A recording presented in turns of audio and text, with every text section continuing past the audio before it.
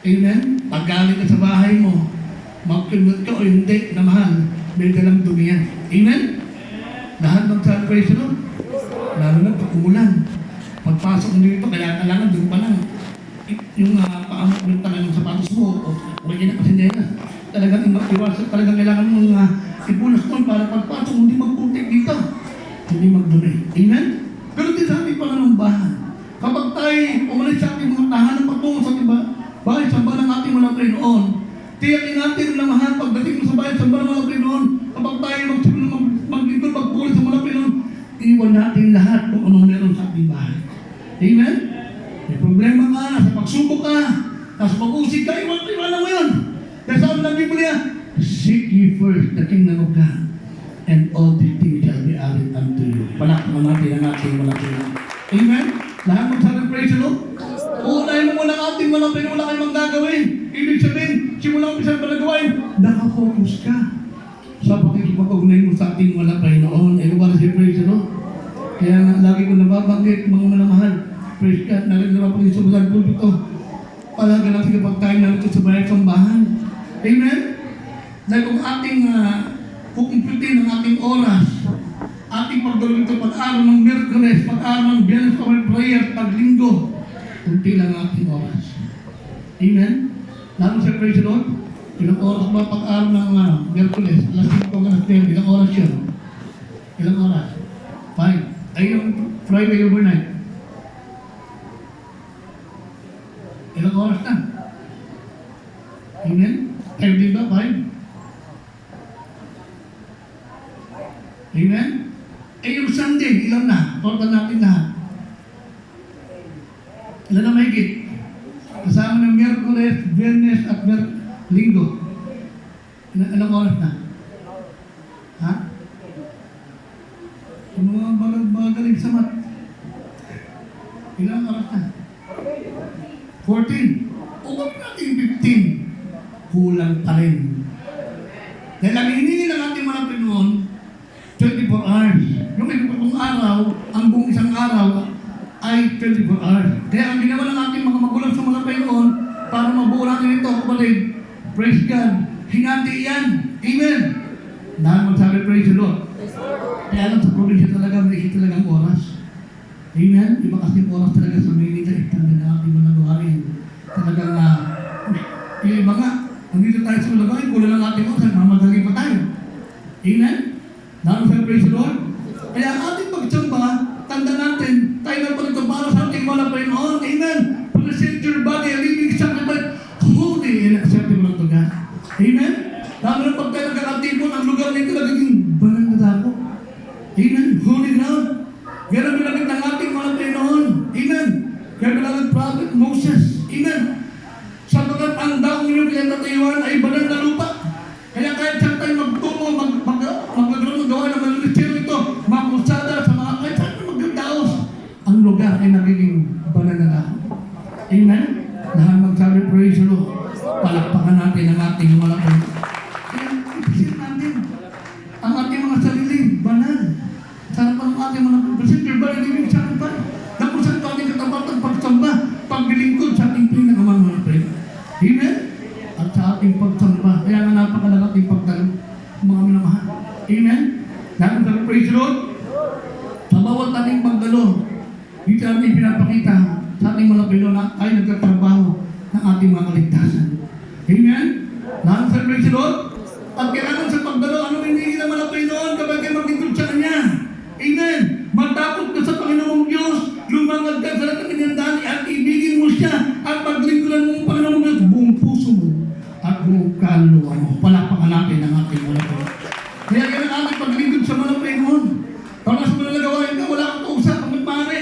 Kung suntik ka sa mga sa mga gawain, tingnan ang ating oras eh. Amen.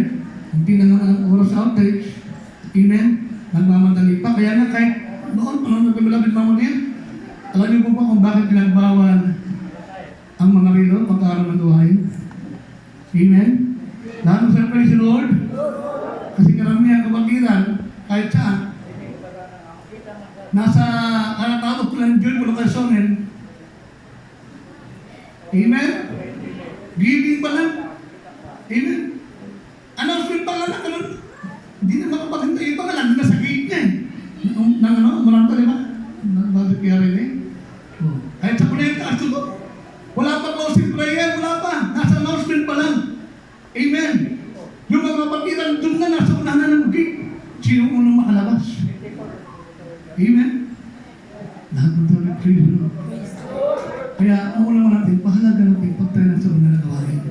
Amen? Dahil kung ating iisipin, mas malaki ang oras natin palagi pag nasa ating kanya-kanyang buhay o kanya-kanyang tahanan. Amen? Kasi mga trabaho. Di ba? Totoo naman. Pag-aaral ng buwan, di sila mag-oras kaya. Pag nandito tayo, situin, mga minamahal, ang ating paglilingkod, nakapokus sa ating pinakamalapay noon. Amen! Praise the Lord. Yan ang saan na Biblia kasi natin. Psalms chapter 11 verse 4, Psalms chapter 138 verse 2. Ating sagutin. Siyempre, sa basahon sa Salmo, kapitulo 11, verse 4. Ang Ginoo ang naa sa templo ng langit. Ang Ginoo ang iyang trono atuwa sa langit. Ang iyang mga mata nagatanaw, ang iyang mga tabon-tabon nagasulay sa mga anak sa mga tao. Amen. Magdiri sa Salmo, kapitulo 138, verse 2. Masimba ako patumong sa imong templo nga bulan. Ug nagahatag ako og mga pasalamat sa imong ngalan. Tungod sa imong higugmaong kalulot ug sa imong kamatuoran. Kay kadako mo ang imong pulong ibabaw sa bukos mo ngalan. Amen. Amen. Palakpakan natin ang ating mga tayo. Maraming sabi, praise the Lord. Kaya natin yung susunod na lata para tayo tuloy. Ano sabi? Tagal ng mahal. Ang Panginoon ay nasa kanyang gulo ng templo. Ang Panginoon ay kanyang lukluhan ay nasa langit. Ang kanyang mga mata. Nagmalas ang kanyang mata at ang masid sa mga anak ng tao. Amen? Lahat ng sabi, praise the Lord.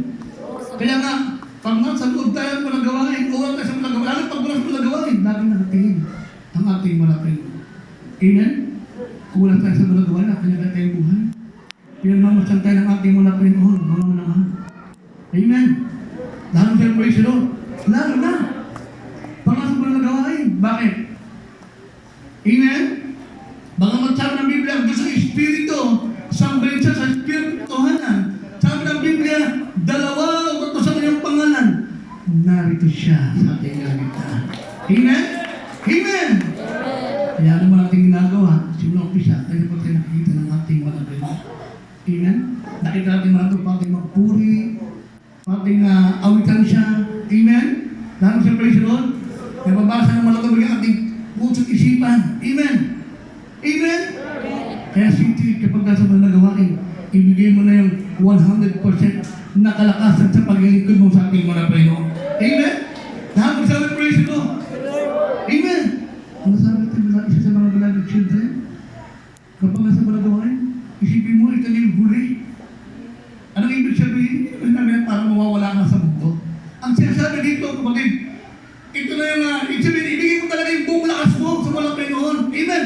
At kung sakali mang dumating man, yan na mga kapatid na, hindi nasa at least, nasa kainitan ng paglilingkod, ibigay mo talaga ang lahat para sa mga Panginoon.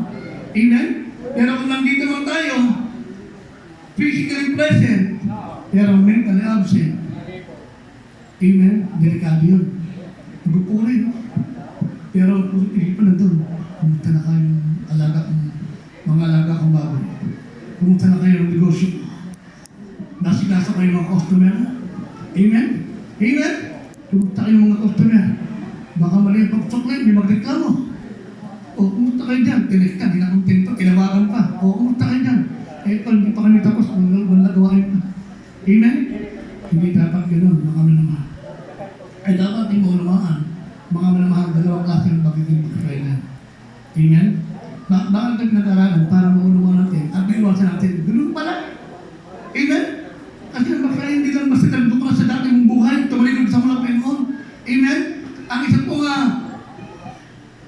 kahulugan sa bakla yung mga bakla din heart. Mga naman, laging dumatalog pero hindi naman sumusunod sa kalungan mga Panginoon. Malayo ang puso niya sa Diyos, mga naman. Amen? Kahit lang napakinggan ng preaching, parang wala na. Amen? Lahat ng tayo, praise the Lord. Ano yung nag-viral, last year na tayo? Yung sa GMYC, yung mga pangalan, kaya pala nakikilala yung pag-ibig ng tingin. Sa kanya pag totoo, sabi nga niya, huwag daw siyang tutularan. Amen? Huwag daw siyang tutularan, sabi niya. Dahil nagsisip siya, huli-huli na. Dahil unang paalala, napunto ng kanyang unang paa. Amen? Lagi siyang lumagalog, pero puso ng mga Pinoon. Pagkatapos sabi, parang wala lang nangyari. Malayo sa kanya, ang kanyang puso mga Pinoon. Nakukulong pa. Nagsisi, bahagya, ganun pa rin. Oo, lagi tumagal, pero malayo ang kanyang puso. Backsliding in heart, mga naman. Kung kailan naputol na yung dalawang paa, artificial na lang, saka na lang siya nagpakain tapos mga naman. Hindi po natin mabuto natin mga paa. Kaya nga meron tayong mga kamay para ipalakpak sa malakay noon. Amen! Amen! Meron tayong magpulig pa. Sabi ko ng hallelujah, praise the Lord. Kita sa kamay, pagpupulig sa malakay noon. May tayo tayo para makinig saan? Sa salita ng ating malakay. Amen? Lahat mo sabi, praise the Lord. Kaya nga, napakapalan natin. Hindi na kasi itong gawain ng ating malakay noon. Dito po, ipilangalan ng ating mga magulang sa mga Pinoon. 100% walang pagkalilangan. Hindi pinipili. Kasi di ba mga church, ay, baka kasi mag-pizza si brother. Ay, dito pwede tabi. Hindi po ganun. Ang totoong pagmamahal sa isang tao para magpunta sa langit, sabi ng Biblia nga, open with you, it's better than secret love.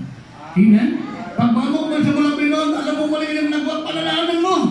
Sabi ni Ezekiel, pag hindi mo nilahangan yan, mapahamak yan. Siya naman tayo pahamak. Ang ginagawa na mali na lumilit sa siya. Sinisigilin mo na pinakaaluluhan niya sa iyo. Pero kung pinalahanan mo na, isa, dalawa na to, sabi ng labing mamalit, ipag-pray mo na. Amen? Kung di pa rin siya nakikinig sa iyo, matigas talaga ulo, ipag-pray, bahala na malaki mo. Ang malaga, hindi na kulang, mapahamak man siya, hindi na sitingin, kaya malaki naman yung dugo. Amen? Lahat magsabi, praise the Lord. Kaya nga malaga ating pagsamba. Amen? Sabi rito, ako'y sasamal sa dako ng lumbunan na templo. Ang magpapasalamat sa iyong pangalan dahil sa iyong magandang loob. At dahil sa iyong katotohanan sa pagkatong pinadakilang yung salita sa iyong buong pangalan. Amen? Yung verse ito, malamahal, huwag tayo kalimutan sa Psalm chapter 138 verse 2. Tayo na rito para ano? Sumamba sa ating pinakamama natin. Tayo na rito para ano? Magpasalamat sa kanyang banal na pangalan. Amen! Ano tayo kayo? Kasi ang pagpapasalamat ng pag-uusapan, simanta na save noon, mga naman, hanggang sa mga oras na ito. Siguro magtatlong kapatiran pala magpatotoo. Ubus ka ang ating oras sa mga nagawain, sa magpapasalamat. Ang dami niyo sa ating buhay. Amen? Lahat mo tayo, praise the Lord. Yung gumising ng tayo umaga na nasa kalakasan tayo, panibagong buhay, bigyan mo lang pa noon. Malaya ka makadalo, malaya ka mapupuli. Malaki pagkapalan yan. Amen? Lahat mo tayo, praise the Lord. Kaya yung iba, gumigising. Yung iba nga, di na nagigising. Yung iba naman, nagigising na. Kaya hindi naman makalakad. Amen? Lahat mo tayo, praise the Lord. Pero tayo, malaya tayong gawin ang kalooban ng ating malapay noon. Amen? Kaya nandito tayo para pasalamat ang punay ng ating malapay noon. Dahil sa kanyang magandang loob. Amen? Yung kanyang katapatan sa atin. Amen. Praise the Lord. Kaya na kung ating iisipin, mabuloy malayo, hindi mababayaran, umututubasan ang kabuti ng Diyos sa ating buhay. Amen? Kulang ang ating, kahit ang ating katawan pag tsap-tsap-tsapin, kulang pa yan. Kulang, wala tayong magaganti sa kabuti ng Diyos. Mga minamahal. Walang sapat na salita. Kung meron man tayong magagawa sa ating mga, kung meron man, magagawa tayo. Yung maglingkod tayo, may tapatan sa Kanya. Yun ang hiningi sa ating na malabay noon. Amen? Pag-ikulas siya ng buong puso, buong kalwa, buong pag-isip mo, buong lakas mo. Yun ang gusto na ibigin mo siya. Amen? Yung ba si Kristo? Pag sinabi, ibigin mo siya, sabi ng Biblia, if you love me, keep my commandments. Amen? Lahat mo sa Kristo Lord? Dahil yung pagsunod natin sa kalawang ng malabay noon, simula sa kliti talaga sa malaking bagay, sa paggawa mo, pagsisika mo, kung walang doon pa lang natin, di ba, pakita ang totoong pagmamahal sa Diyos. Amen? Pero kung sasabi natin, I love you, Lord. We love you, Christ Jesus. Hindi naman sumusunod. Hindi naman namumuhay sa kamanalan. Hindi naman tatapat sa pagbibigay. Amen? Akala mo, malaki na binibiro, pero maliit pala, kulang pa. Amen? Maging maingat tayo, mga minamahal. Dahil meron isang outage na magating sa lugar, sa mga Luzon area. Akala na niya, dahil malaki na bibigay niya, okay na. Sabi natin, 1,000, 100, okay, o higit pa. Binibigay.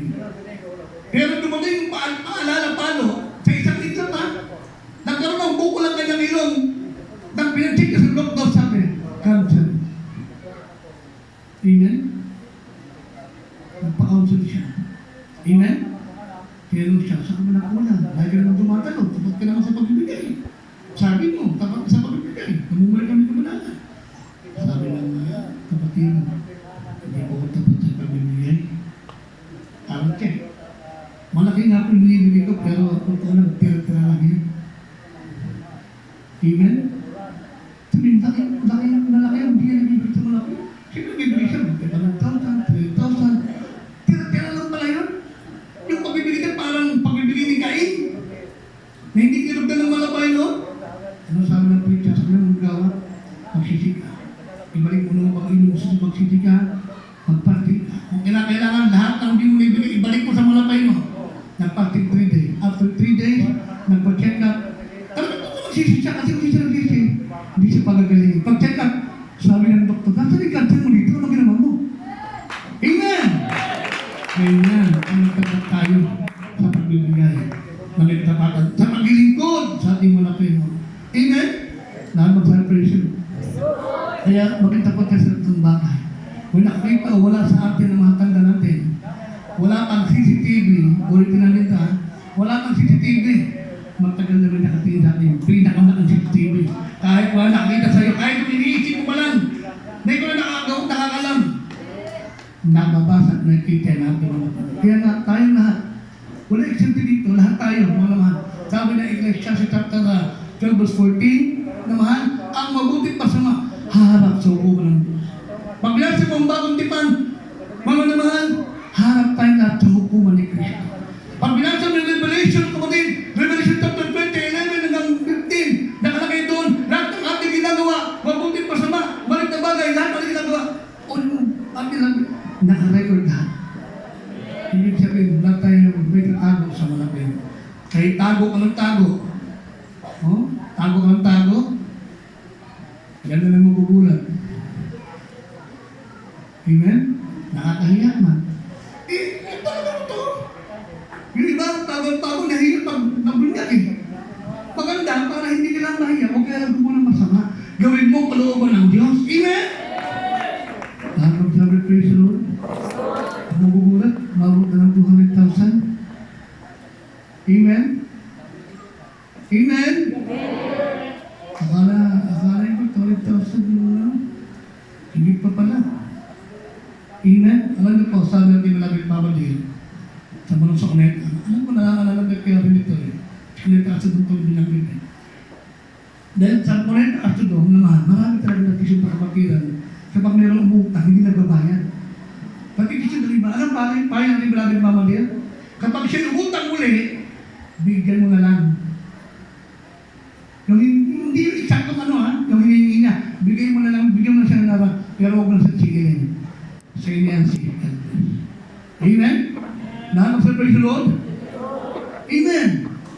Hindi naman masamang umutang, kaya lang, marunong ka magbayad. Amen! Hindi mo sa praise the Lord? Pero mas maganda, para payapa ka, makatulog na rin din. Huwag ka na umutang.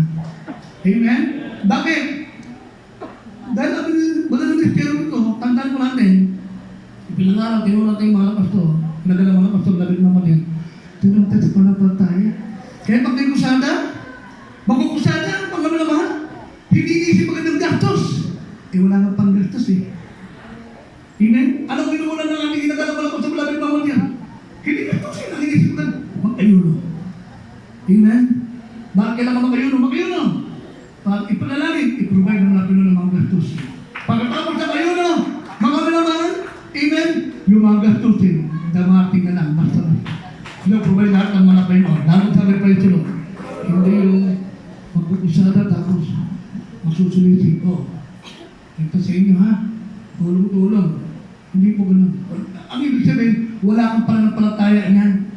Dahil ang tinuro ng ating mga magulang sa mga Panginoon, faith, manampalataya, alam ko yung nabagit natin sa contemplation natin. Nakusada tayo sa Aranda Consume. Huwag tayo pambayad, hindi tayo pinatasok. Nasa labas lang ang gawain.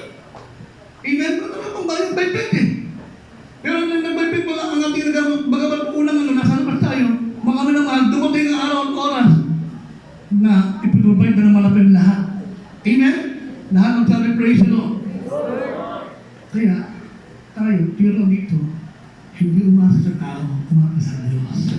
Amen? Amen?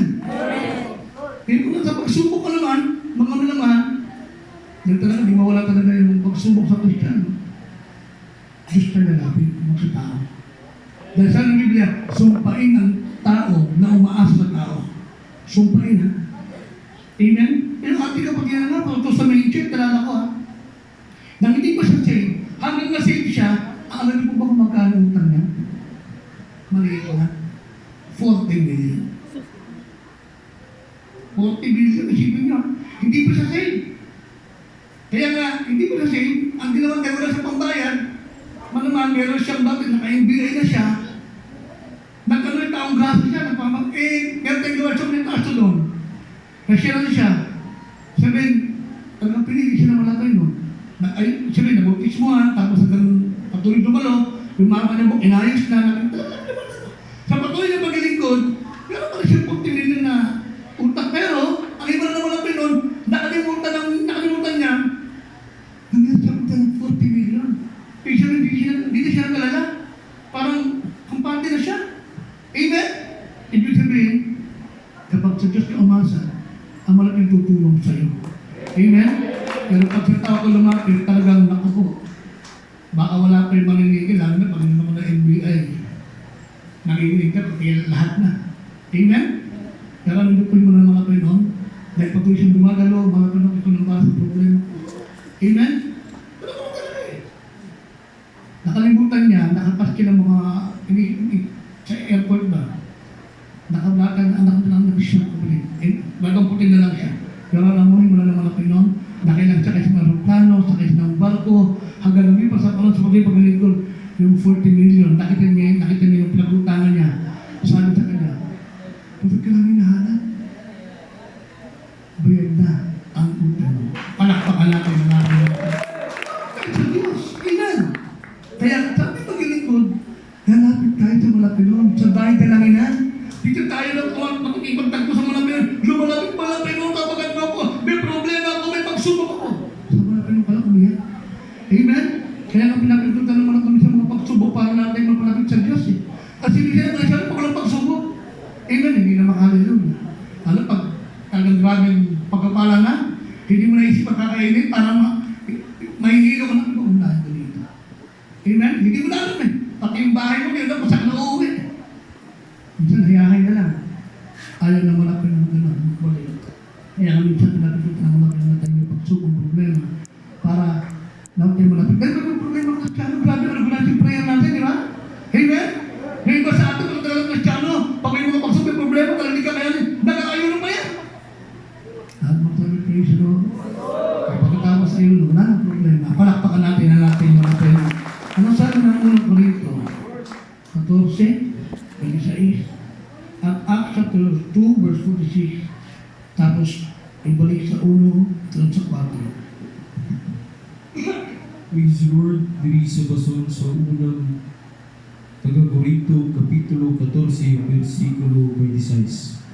Unya unsa man mga igsoon, idigtigong ninyo ang matag usa, andam na may alawiton, may pagtulunan, may pinadayag, may igasulting dila, uhubad sa hulugan niini, ipahimo ang tanan alang sa pagpaglingkod. Diri sa basahon sa Buhat, Kapitulo 2, versikulo 46.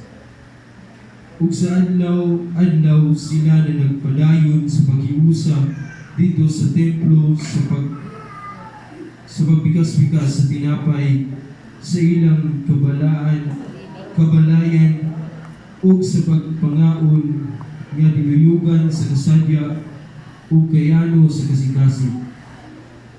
Dili sa Buhat, Kapitulo 2, versikulo 1, talon sa 4.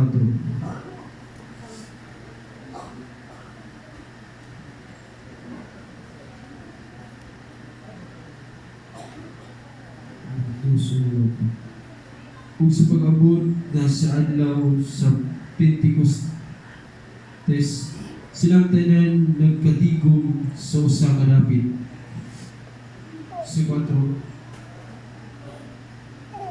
ug silang tanan napuno sa Espiritu Santo ug misugod sila sa pagsulti sa nagalain-laing mga pinulungan sumala sa ipalitok kanila sa Espiritu. Amen. Amen. Wala pa natin mga pinunong praise Lord.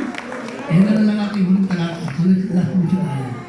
Sabi dito kapatid, ano nga ito mga kapatid, pagka kayo'y nagkakatipon, ang bawat isa sa inyo may isang awit, may isang aral, may isang pahayag, may wika, may isang pagpapaliwanag.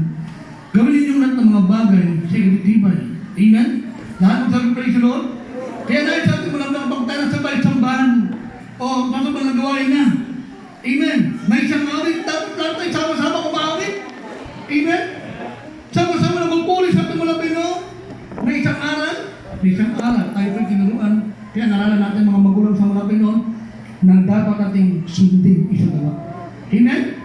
Kaya nga sa akin mga malamig shipping, yung legacy na sinimulan ng ating mga magulang sa mga ating manatili. Amen? Lahat mo sa praise the Lord? Kung sabi naman nito, ano ba yun po? Pwede kayo muna si Sister Information, magtanong kayo sa pag-church area at nagawain. Amen? In short, ano yung legacy, yung standard na pinangarap tinuro ng ating mga magulang sa malapay noon. Amen? Na parang nakabubuti sa atin, mga naman, para mo po saan? Sa ikatitibay. Palakpakan natin ang ating malapay noon.